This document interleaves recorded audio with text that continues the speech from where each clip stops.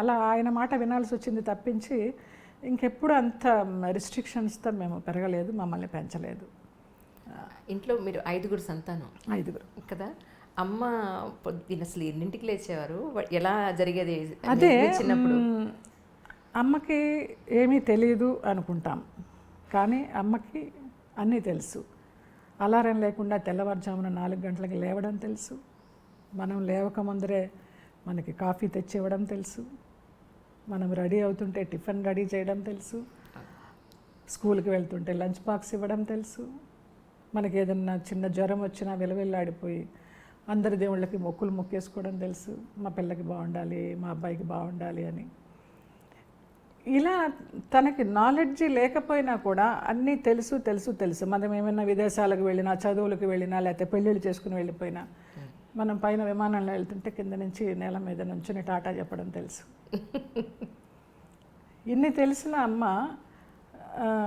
నాకు దూరం అయిన తర్వాత అనిపించింది, నాకే కాదు నాలాంటి చాలామందికి దూరం అయిన తర్వాత అనిపించింది, అమ్మంటే ఒక సహనమని, అమ్మంటే ఒక త్యాగమని, అమ్మంటే అన్నపూర్ణని, అమ్మంటే అమ్మలగన్న అమ్మ అని, ఇవన్నీ అనిపిస్తాయి. కానీ ఆ అమ్మే లేదు, చాలామంది కోల్పోయాం. నాకు చాలా తొందరగా అమ్మ పోయారు, 99లో పోయారు అమ్మ. నాన్న 2005లో పోయారు. తన వల్ల నాకేమీ జరిగింది ఏమీ లేదు, లాభం కానీ నష్టం కానీ. కానీ చక్కగా ఒంటి నిండా నగలు వేసుకొని అలా లక్ష్మీదేవిలా కూర్చుని ఉండేదన్నమాట. కూర్చొని అన్నీ గైడ్ చేస్తూ ఉండేది. గైడ్, టీచర్, ఫిలాసఫర్, అందరి అమ్మలు, నా అమ్మే కాదు అందరి అమ్మలు అంతే. సో ఆ అందరి అమ్మలకు గురించి ఎంత చెప్పినా తక్కువే. నేను పెళ్లి చేసుకుని వెళ్ళిపోయినప్పుడు అమ్మ నాన్న నేను మళ్ళీ తిరిగి వచ్చేయాలని పూజలు చేశారు. మా బిడ్డ మాకు కావాలని. అది స్వార్థమా లేకపోతే ఇంకొకటా అనేది పక్కన పెడితే నిజంగా వాళ్ళ పూజలు ఫలించి నేను తిరిగి వచ్చేసాను. నేను ఒక సంవత్సరం కూడా కాపురం చేయాల, మలయాళం మా వారితోటి 7 ఇయర్స్ లవ్. అప్పుడు కూడా చేసుకోవాలనే ఉద్దేశం లేదు, చూద్దామని అనుకున్నాను. ఇంకా లాస్ట్కి అతను చచ్చిపోతాను అది ఇది అనేసి అంటే అమ్మో నిజమే కాబోలు అనేసుకొని చేసేసుకున్నా. అమ్మ వాళ్ళు ఏదో నామకే వస్తే వచ్చినట్టు వచ్చి 2 అక్షంతలు వేసి భోజనం కూడా చేశారో లేదో తెలియదు. కేరళలో జరిగింది నాది, చోటానికరమ్మ, కొచ్చిన్లో. చాలా మహిమగల అమ్మ. మరి ఆవిడకి నచ్చలేదు, 1 సంవత్సరం తిరగకుండానే విడిపోయాం. అలా వాళ్ళు కూడా పూజలు చేశారట, చెప్పారు వచ్చాక, మా పూజలు ఫలించాయి నువ్వు తిరిగి వచ్చావని. అప్పుడు నేను సంతోషించాలా విచారపడాలా నాకేం అర్థం కాల. సరే ఇంకా వీళ్ళకి వాళ్ళు నాకు రుణమో నేను రుణమో వచ్చేసాను అనుకున్నా. ఇంకా ఏం జరిగినా అంత మన మంచిగా అనుకున్నా. ఆ టైంలో 7 ఇయర్స్ లవ్ ఇలాగైపోయింది ఏంటి, చాలా స్టేట్మెంట్స్ ఇచ్చేసి కళ్యాణం వచ్చినా కక్కొచ్చినా ఆగదనేసి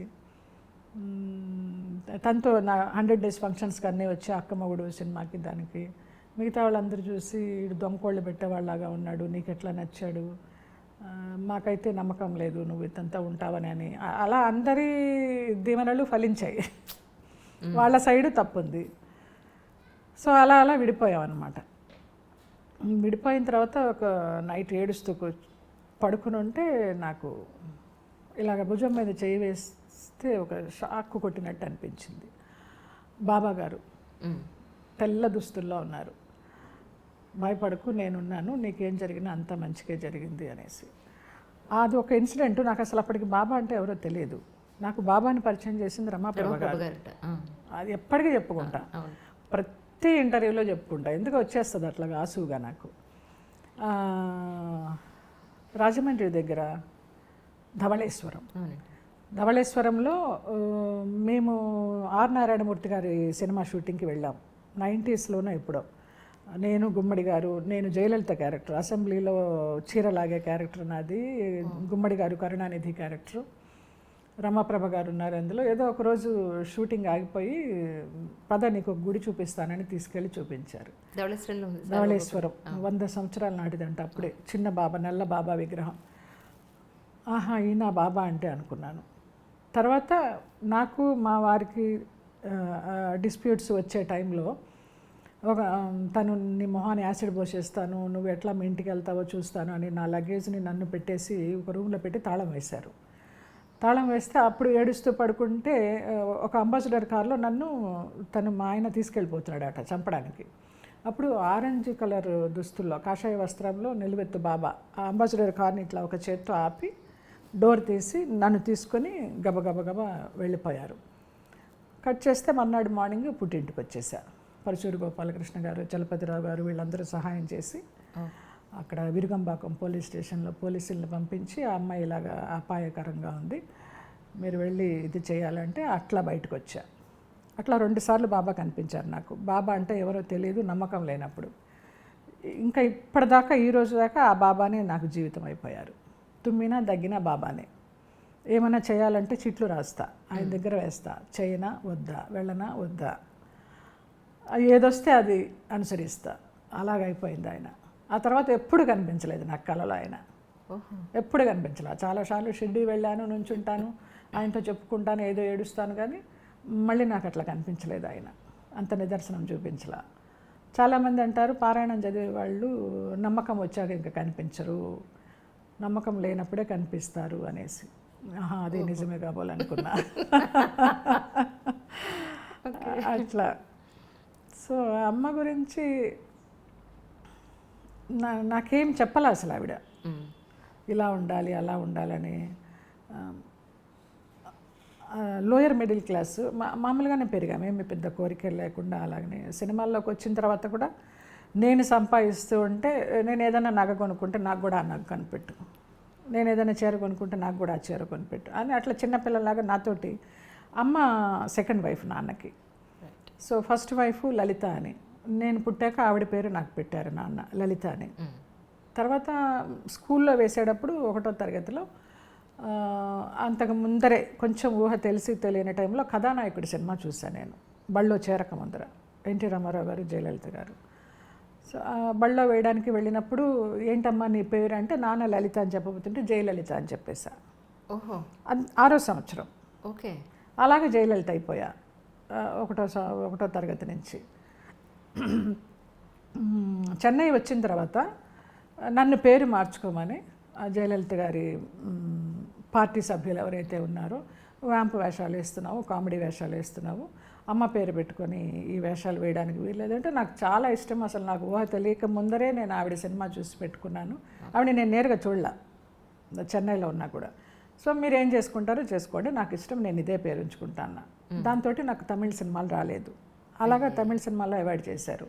నా కో ఆర్టిస్టులు ఎవరైనా నాతో యాక్ట్ చేయాలని పక్క సెట్కి వెళ్ళి జయలలితతో యాక్ట్ చేశానని చెప్పడానికన్నా వాళ్ళు భయపడేవారు. అప్పుడు ఆ పరిస్థితిలో ఉంది ఆవిడ అమ్మ అప్పుడు. సో అలాగా జయలలిత అయిపోయాను. అంటే మీ పెళ్ళెప్పుడు కానీ తర్వాత మీ పెళ్ళి తర్వాత మళ్ళీ మీరు అమ్మవాడితో కలిసి ఉన్నప్పుడు కానీ అప్పుడుగా అంటే మా ఫస్ట్ నాన్నగారు చేసుకున్న అమ్మ కానీ తర్వాత చేసుకున్న వీరు కానీ ఎప్పుడైనా మీకు అసలు ఏమైనా చెప్పిన సందర్భం ఏదైనా ఉందా? అంటే ఇలా కాదు, ఇలా ఉండు, నువ్వు అమ్మాయి పద్ధతి ఇలా అస్సలు లేదమ్మా, అస్సలు నో గైడెన్స్. అదే చెప్తున్నాను కదా, ఒక గాలికి పెరిగామని చెప్పచ్చు. అంటే చూసుకున్నారు అంతే. ఇక్కడ స్కూల్ ఇంటి దగ్గర తలదించుకొని రిక్షా ఎక్కామా, మళ్ళీ స్కూల్లో దిగామా, మళ్ళీ రిక్షా కరెక్ట్గా ఉంటుంది, మళ్ళీ ఆ రిక్షాలో ఎక్కామా వచ్చామా, అంతే తప్పించి. నాన్న నాదేశం పేపర్ రన్ చేసేవారు. 15 డేస్కి ఒకసారి వచ్చేది. మేమందరం కలిసి ఏదైనా సినిమాకి వెళితే ఫస్ట్ డే ఫస్ట్ షో చూడాలి సినిమాలు ఏవైనా. మధ్యలో ఎవరైనా వెనకాల నుంచి ఆకతాయి వాళ్ళు ఏమైనా ఇలా గోకినా, కాలు సీటు మీద పెట్టినా మేము ఇట్లా వెనక్కి తిరిగి చూసామంటే ఈయనకి డౌట్ వచ్చేసేది. ఏమైందంటే ఇలాగ చేస్తున్నారంటే పదండి అని సొగం సినిమా నుంచి వెళ్ళిపోయేవాళ్ళం. అట్లా జరిగిన సందర్భాలు తప్పించి మమ్మల్ని మీరు ఇలా ఉండాలి ఇలా ఉండాలని రిస్ట్రిక్షన్తో పెంచింది కానీ, ఒక గైడెన్స్ ఇచ్చి పంపించింది కానీ, ఇదే చదవాలి, ఇది అవ్వాలి, ఇది అవ్వాలి అని చెప్పింది కానీ ఏమీ లేదు. మా నాన్నగారే నా విషయంలో నువ్వు డాన్సర్ అవ్వాలి, అది నా కోరిక అని చెప్పారు. ఆయన కోరిక తీరింది.